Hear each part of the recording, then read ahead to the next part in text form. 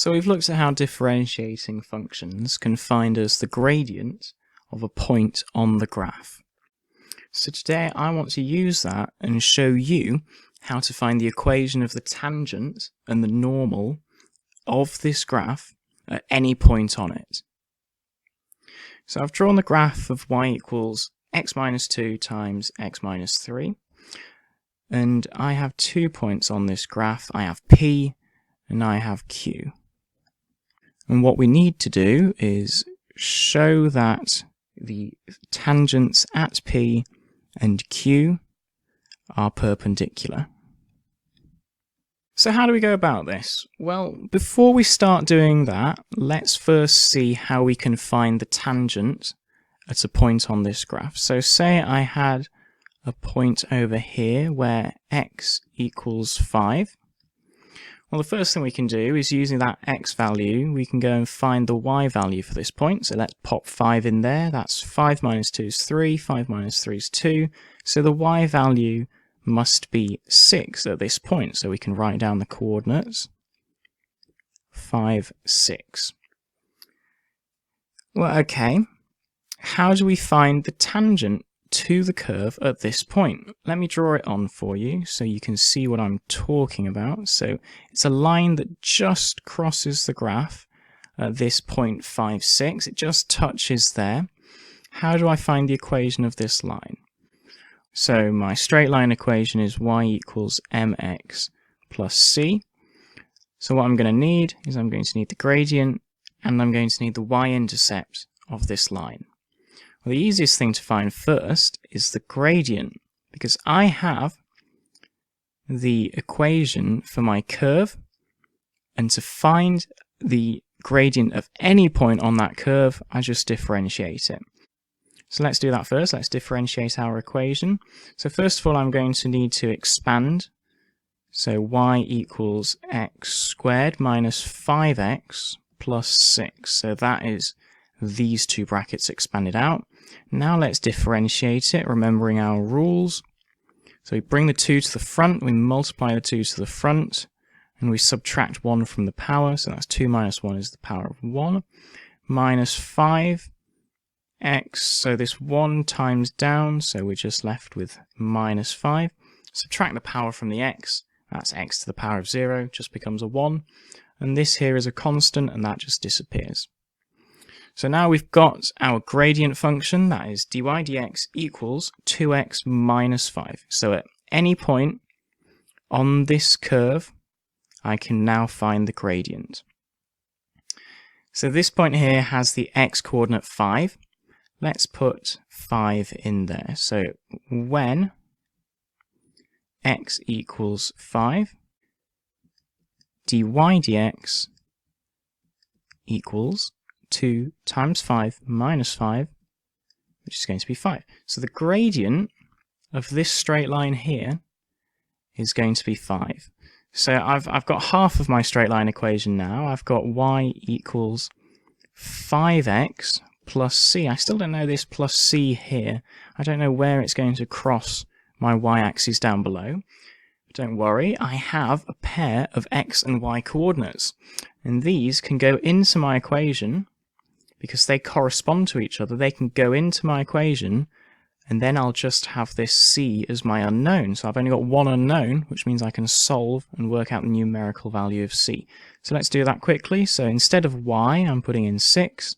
Instead of x, I'm putting in 5. So that's 6 equals 25 plus c. Therefore, c must equal minus 19.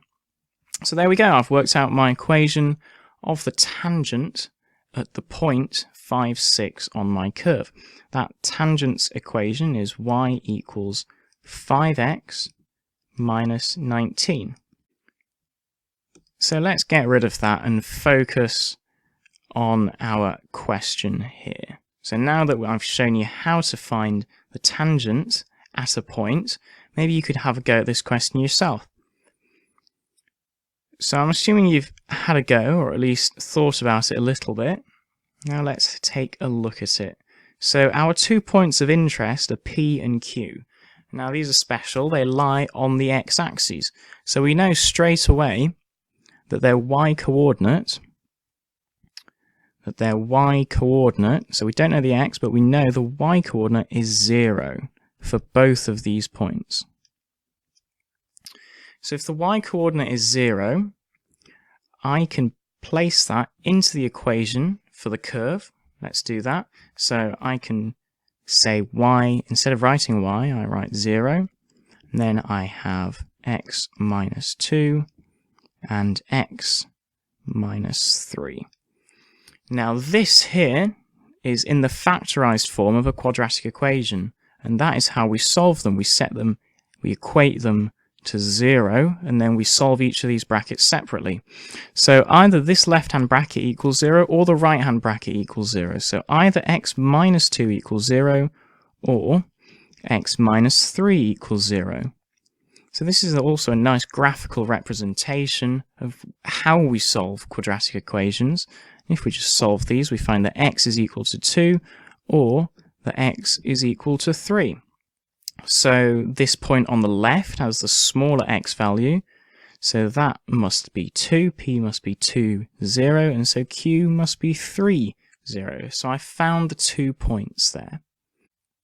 Okay, so let's now find the gradient of the tangent at those points. I'm going to just draw on the tangent for you just to show you what we're talking about. So there we go, it just touches at P, and this one just touches at Q. So those are our two lines that we're trying to find.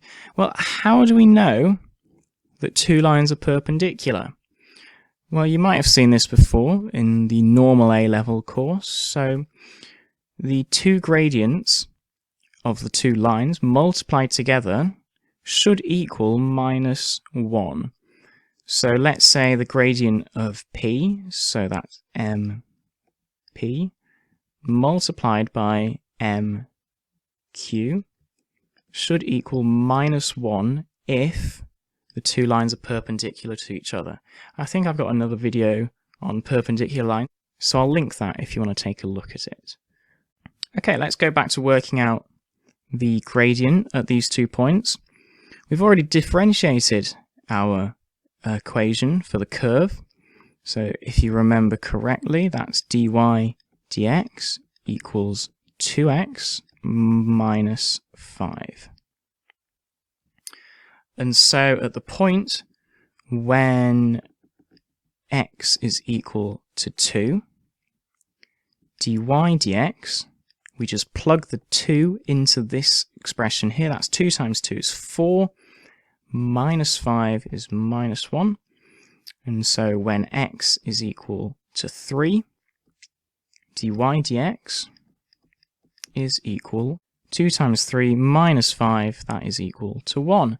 And so there we have it. Now all we have to do is multiply these two gradients together and see if they get minus 1. And of course they do. Minus 1 times positive 1 gives me minus 1. So that proves that the two gradients are perpendicular to each other. There we go. Simple as that.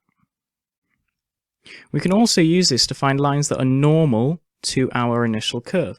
Well, what does normal mean? Well, that is just perpendicular. So a line that is normal to the curve just means that it intersects with the tangent at that point at 90 degrees. So it's perpendicular to the tangent. So the normal to the curve at P would look something like this.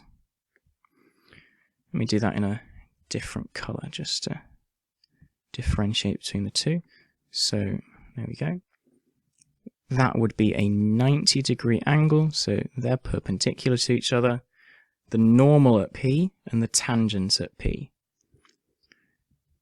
So if we've worked out the gradient of the tangent at P to be minus 1, then we know that the line perpendicular to that is going to have the gradient of positive 1, because multiplied together they need to equal minus 1. Or you can take the negative reciprocal of this minus 1 here, and you'll find that that's positive 1. So the equation of this normal will look something like this. So that's 1 times x plus c. And again, using the same method, I just plug in the coordinates of the point P.